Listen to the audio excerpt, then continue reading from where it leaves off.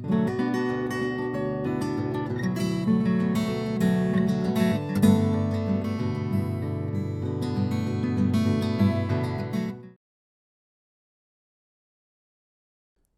the GIS, we work with information about the territory. The correct location of the processed elements is expressed by coordinates.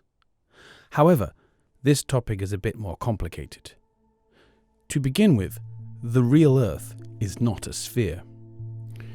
It is a very irregular object. It has its topography and bathymetry. It has mountains, oceans, or other phenomena that can modify its shape, such as tides, atmospheric pressure, or different weather systems. Thanks to a science called geodesy, you can study and measure the real Earth. The result of this study is a geoid.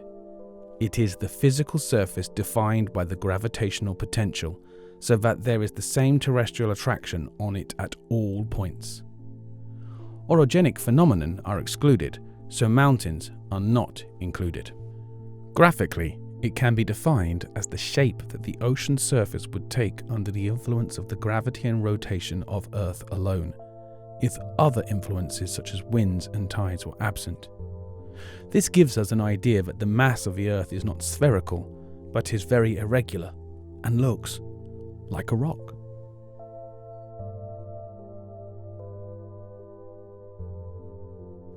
But in order to work, we need a coordinate system. The geoid is not good enough because it has bumps and holes, and we need a mathematically clean object such as an ellipsoid.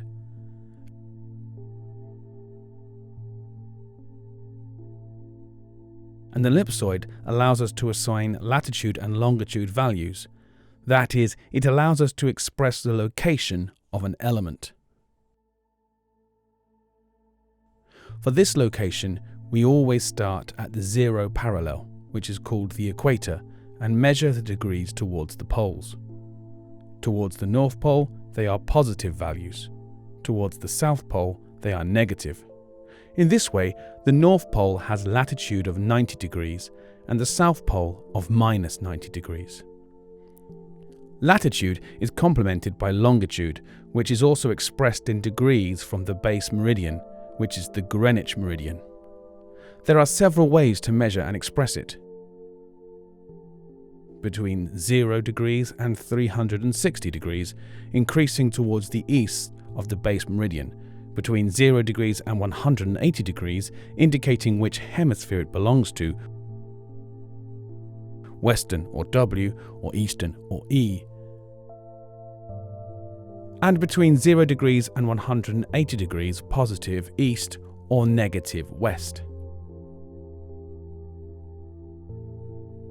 However, another problem appears.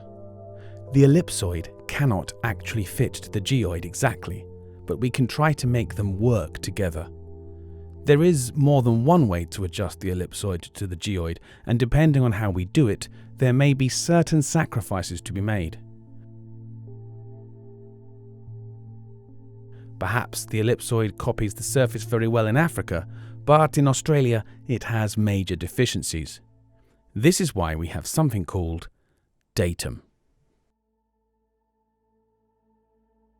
Datum is a process to fit ellipsoids to the geoid in different parts of the world. It is a constant and known surface used to describe the location of points on Earth. Since different datums have different radii and center points, a point measured with different datums can have different coordinates. There are hundreds of datums of reference developed to reference points in certain areas and suitable for that area. Contemporary datums are designed to cover larger areas. There are hundreds of datums, but among the most important is the WGS 84, the only one that can be applied worldwide. In Europe, it works with the ETRS 89, in South America, PSAD 56 and WGS 84, and so on. If we take a good look at the mesh, we can see that on the meridian the unit of a degree always measures the same distance, 1 nautical mile.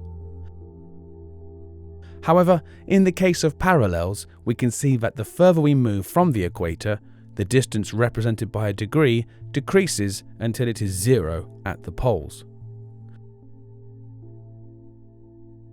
The fact that the degrees of longitude are not constant prevents us from reliable measurement. That is to say, we can locate a position, but we cannot measure distance or area. In order to perform measurements, we need to apply a plane coordinate system, the Cartesian X and Y coordinate system. This coordinate system allows us to define distances exactly. For example, 2 meters on the x-axis and 3 meters on the y-axis, which gives us an area of 6 square meters. But to get from an ellipsoid to a plane, we have to take one more step. Projection. Projection is a geometric process of converting the ellipsoid to the plane.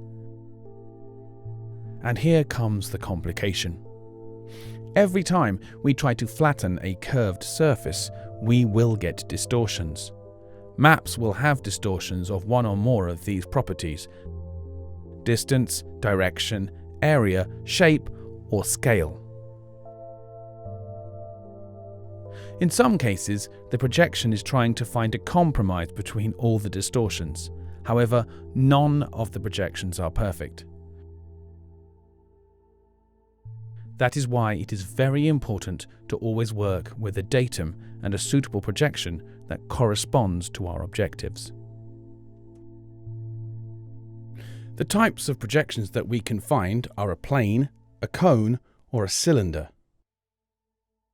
The Gall-Peters projection distorts the form, and the Winkel tries to find a compromise between all the distortions. The one probably best known today is the Mercator projection that was designed for marine navigation nearly 500 years ago and distorts areas on the map. The UTM, Universal Transversal Mercator, is used, which is constructed like the normal Mercator projection, but instead of making it tangent to the equator, it is made secant to the meridian.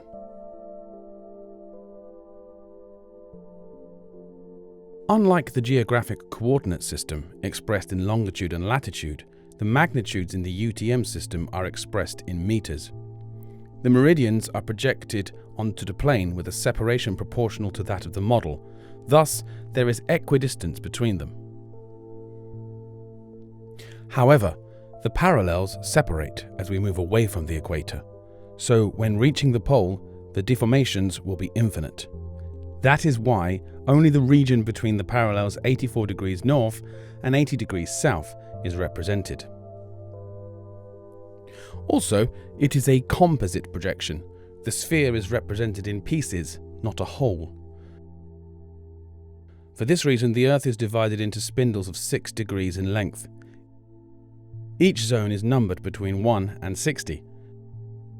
The first zone being limited between 180 degrees and 174 degrees west longitudes and centered on the 177 degree west meridian. Each zone is assigned a central meridian, which is where the origin of coordinates is located, along with the equator.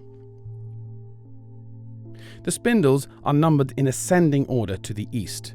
For example, the Iberian Peninsula is located in spindles 29, 30 and 31, and the Canary Islands is located in spindles 27 and 28. The Earth is divided into 20 bands of 8 degrees latitude, which are named with letters from C to X, excluding the letters I and O due to their similarity to the numbers 1 and 0 respectively. The UTM projection has the advantage that no point is too far from the central meridian of its area, so the distortions are small. But this is achieved at the cost of discontinuity. A point on the edge of the area is projected in different coordinates typical of each zone. To avoid these discontinuities, the zones are sometimes extended so that the tangent meridian is the same. This allows for nearly standards-compliant continuous maps. However, at the limits of these zones, the distortions are greater than in the standard zones.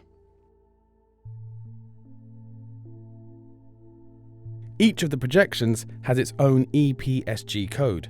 Zaragoza in Spain is 25830, Senegal is 32628, and El Salvador would be 32616.